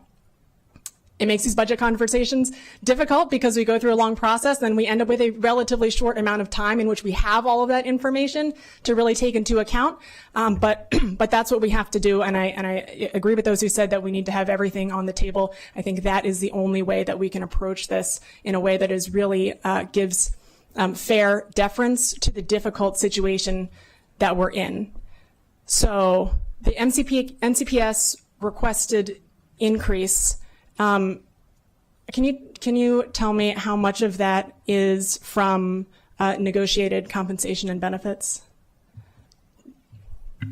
So the total for negotiated compensation and benefits were in their MCPS's spreadsheet was $181 million, and it was partially offset by $70 million in lapse and turnover savings. Thank you. I think that's just the compensation, not the benefits, but I think we can use that number that we're looking at, 180 million from the compensation, $70 million in lapse. So we're looking at 120 million in compensation and another 40 million or so in benefits, give or take. We can even put aside the benefits part, which, I mean, you can't do that. But the compensation piece is critical enough, because just that tells, I think, the story that we need to say that the option before us requires us to look at different options, because the compensation part, and again, this is negotiated compensation, and we knew what it was last year. We asked them to come to the table and do a multi-year agreement, and they did it, and there were tremendous concessions that were made in that process, and it was so that we would be able to plan around it. And now we've got 120 million in compensation costs as part of that. We have already disposed of the negotiated agreements for other county employees and said that we must protect those. We must protect these as well. So we've got 120 million in compensation as part of that requested increase, additional tens of millions in benefits. And what we're able to fund so far, what it's looking like in the priority block for MCPS is just under $71 million. There is not space in the rest of the budget for, if we accept the premise before us, there's about $9 million left of space to play with. Now that's before some base budget cuts, but there's not enough on this potential cut list. And I know I think a number of us, myself included, have other potential cuts to consider. But we are just so far, even if by making all of those cuts we were able to do another tranche for NCPS, that's taking us to just under $90 million. And again, remember, $120 million is compensation. That does not include benefits, negotiated compensation that we were aware of last year. So I very much appreciate that we're having this conversation. And I want to get this done on time as well. I'm bringing scenarios to the table. I know others are. I appreciate it. We have to have everything on the table. I will say I've got two fleshed out scenarios. Neither of them go deeper into the reserves. I agree that that is important. And both of them hold NCPS to no more than a $30 million cut, which I'm not happy about giving either, because that takes us below the compensation and benefits line, which means that in order to protect those agreements, then the board and the superintendent have to make some very, very difficult decisions. And we've gotten a preview of some of what they are looking at, and it's not pretty. And also, I don't know that I have many better ideas for them. So we need to improve. We need to improve what they're working with to the best of our ability. And I look forward to the conversations over the next 24, 48 hours here. We've got to get to a better place. Thank you. Thank you very much. I need to say it. Councilmember Sells is not in attendance. Next, Councilmember Dawn Lukey. She was virtually, she's not anymore. So I just wanted to flag for everyone, since we are voting tomorrow and we do have a priority grouped list of items of consensus from the reconciliation list. There is one item on the all other items list, but it is a $0 item. And I just wanted to flag that for everyone, because that was based on the straw votes that we took which was about the Laytonsville volunteer fire department and the Travilla, and one was a deletion and one was an addition. They are the same price, and it is a net zero. And so I just wanted to flag that for everyone because it didn't end up on the consent bucket, if you will, of rec items for tomorrow, but it is in fact a cost neutral item that we could resolve tomorrow along with the remainder of the other things. That is all. Thank you. Make sure you catch that. Okay. All right. Noted. All right. Thank you for that flag. Councilmember Evan Glass. Thank you, Madam President. I appreciate the spirited conversation because, quite frankly, hindsight is 20/20. And this budget we entered into as a process where we looked at the base budget and anything on top of that, anything new, would be put on the rec list. What we didn't do a good enough job is looking under the hood of what was in that base budget. That was a missed opportunity. The reality is, over the last 7 years, county budget has increased 39%. It's grown because we have been meeting the increased needs of our residents, of our county employees, and of this diverse community.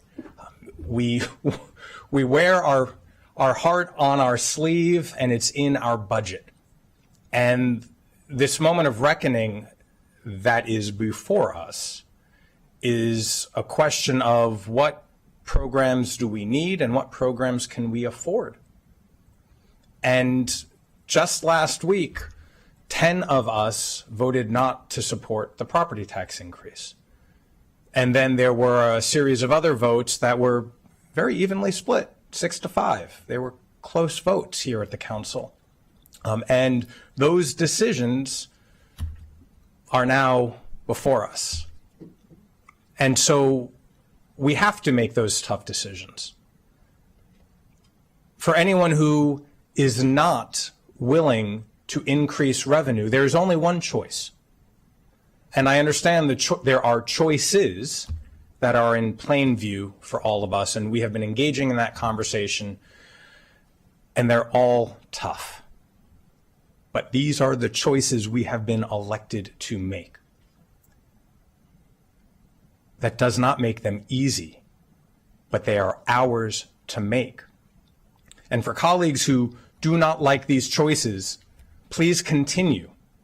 And I genuinely, sincerely ask you to please continue offering solutions. There have been various solutions that have been put out over the last week, not all of them fulfilled upon. They might have been in press releases, but they weren't put forward on this body. Let's have a discussion about all of those options if people want them to be options. But saying that we don't have enough revenue without changing the revenue structure, saying I don't like the choices of decreasing without making any decreases, none of them are real options. And so I'm doing the hard work of speaking with residents, speaking with partners, and looking at what the needs of the county really are. And again, I'll end by where I started by saying hindsight is 20/20. And if we had this process to do over again, I would have more strongly encouraged we look at the programs and services that we have expanded in recent years to see if we can continue them. I think we have been kind and generous and caring, and now we have to make really tough decisions. And so I just thought it important to share that, because I will be fully prepared to make those decisions tomorrow. Decisions based on the decisions and votes I have taken. And if people are not happy with these options, please present other options. Thank you. Thank you. That at least in my committees, we have taken a look at the county executive's work in programs. But I am with you that we need to take a deep dive on programs that we have approved in the past. And this is why I look forward to seeing a new government, whoever gets elected. And I have said this before, at least with the urban districts, we're going to have our sessions in the fall. With the COF too, another one. We're going to have the grants too. What is another one? I know it's a long list. Cable fund. So many of those conversations are going to happen in the fall, and it's in line with what Councilmember Glass have said. And at the end of the day, we also trusted that we had a reasonable proposed budget. That was not the case, and it's hard to make all these changes within a few months, and this is where we are today. Next, I have Councilmember Kate Stewart. Great, thank you. A couple of colleagues have talked about additional cuts, and I would just request that if there is anything that is going to be considered tomorrow, it is sent to us beforehand and not done from this dais.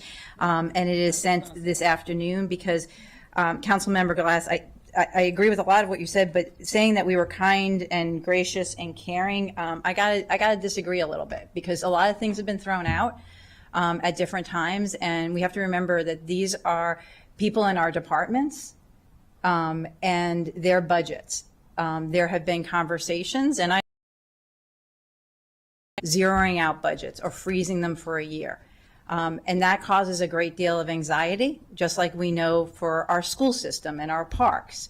So it's not a great process that we have to go through. And I would just ask if there's something that we have not discussed here before and you want to put this on the table, that we make that known as soon as possible for folks, because it would not be fair to members of the public nor to our departments to consider a cut tomorrow that has not been fully discussed before. So I asked that.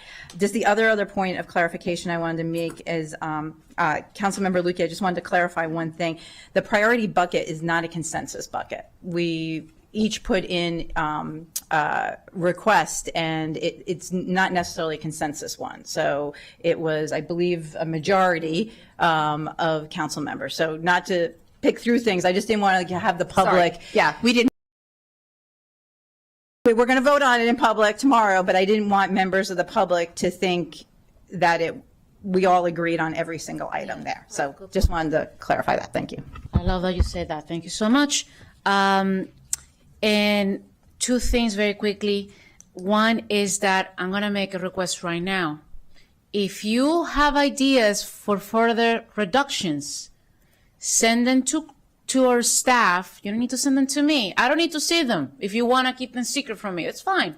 But you're going to have to send them to Mr. Howard by, let's see, what time is it? It's 3 o'clock. By 5 p.m. today. No? Like 7? All right, I'm going to say 7 p.m. I mean, you should know by now, honestly. I just don't know. You should know by now. I would say 7 at the latest, because we do need to have everything in front of us. In front of us. I don't want to hear somebody with a great idea tomorrow. No, you had weeks to think about it.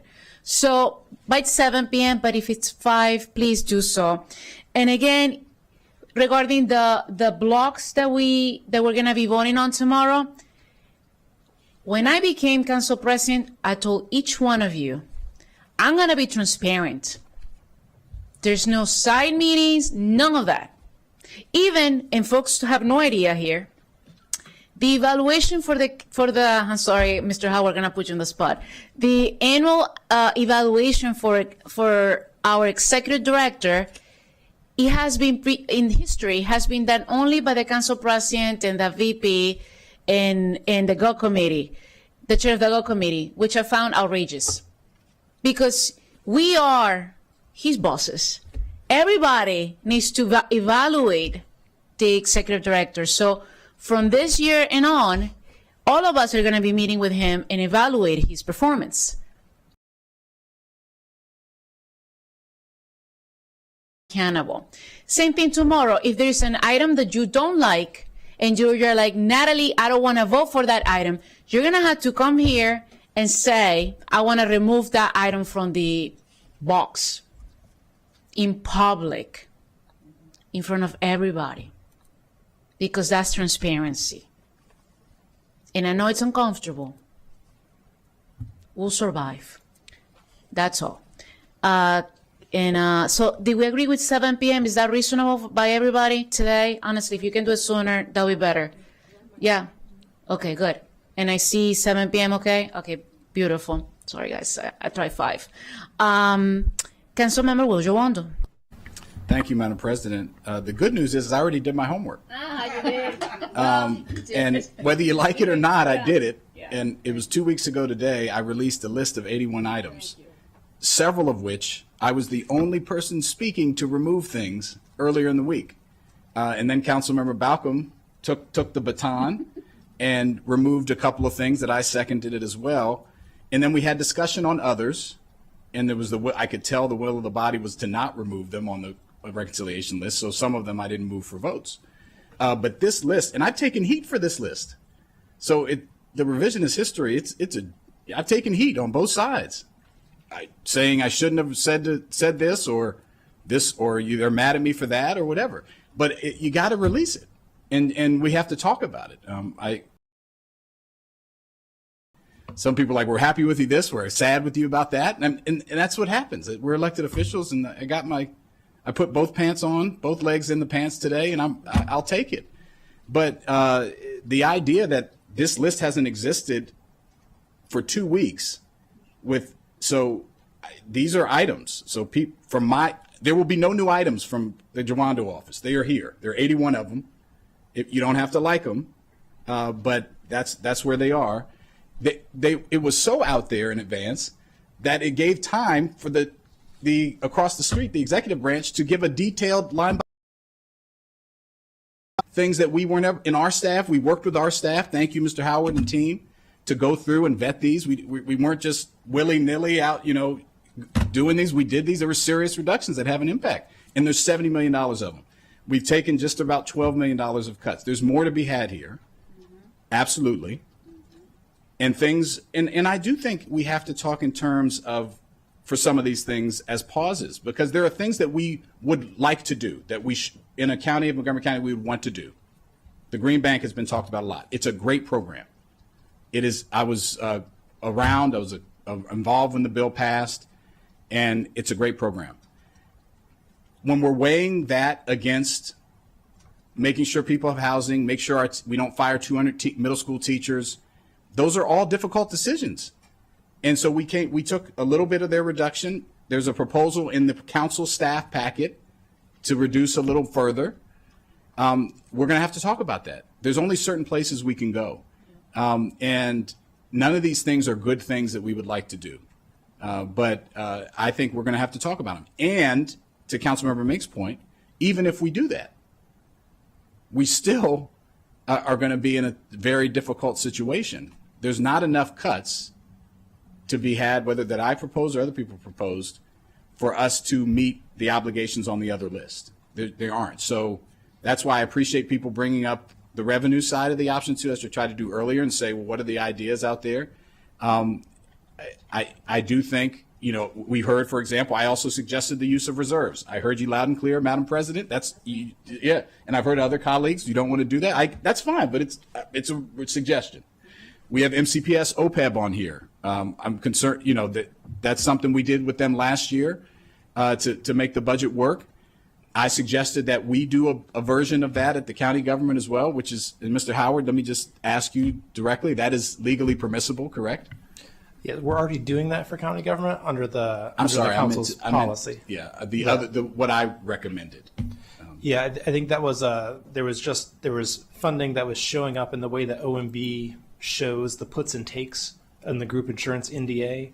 That's already incorporated into the 34 million that we were using from the OPEB trust for county government to pay for the current year retiree costs. And last year it was 13 million. This year it grew to 34 million. So the way OMB showed it in the book was an increase of 13 million, then a decrease of 34 million. But really, that 13 million is already embedded into the 34 million. So I hope that makes there's sense. no more to use. So that 13.5 that showed up as an increase, you're saying that group in retirees insurance, NDA, there's nothing there. Correct. Okay. Correct. All right. Well, there you go. But so there's other items on here that we can go to. But my point being, I welcome the deadline, but we've been here. We're going to have to do more, and we're going to have to do a combination of other things. So I appreciate colleagues bringing them to the table. Thank you, Madam President. Thank you. I want to recognize that we have Councilmember Sales back. She's still there, right? She's gone again? Well, forget that I said that. Council Vice President Balcom. So just want to clarify the priority block. Items on the priority block can be reconsidered. Is that yes or no? I really think that's a bad idea because many of this stuff is, you can. Yeah. And I'm going to say no. All I'm going to say that if you want to remove something from there, you should do it tomorrow in public. Yeah. Yeah. That's all I'm saying. But the vast majority of those items are things that are even contractual, things that we must fund, as you can see. But you can remove, yes. I'm not going to say no, Okay, obviously. I think a small amount of those are the contractual ones, which Council Member Stewart asked to have broken out. We will have that broken out tomorrow for you. We can definitely do that. Okay. All right. I just want to make sure everything's on the table. And I don't want to relitigate every single item on the list, but when we look at this priority list, I know that when I look at this list and then I look at the things that didn't make it to the priority list, there's perhaps some tweaking that needs to happen. I want to flat out say parks continually is not appropriately funded by the county executive since I've been here. This is my fourth budget, and it's the fourth time that parks has not been funded, and none of it made it to the list. So we have to think about that. Thank you. Very important point, and I have parking planning. Councilmember Katz. Thank you. Just thing that you're going to suggest, or anyone suggest, that it come off of the block list. We should get that by 7 o'clock tonight too. Correct? I will say it ideally, yes. Yes, I think it's important. that's So only we can have a packet that is clear. We all have the same information. The public has the same information. We all come ready to go. It's going to be a long night for you guys. Well, they need something. But we to do. believe in you. They need something to do. Yeah. But make sure that you send that to central staff so we have a complete packet and ready to vote tomorrow. I don't see anybody else wanting to speak. If there are no further questions, this meeting is adjourned, and I look forward to seeing you all tomorrow.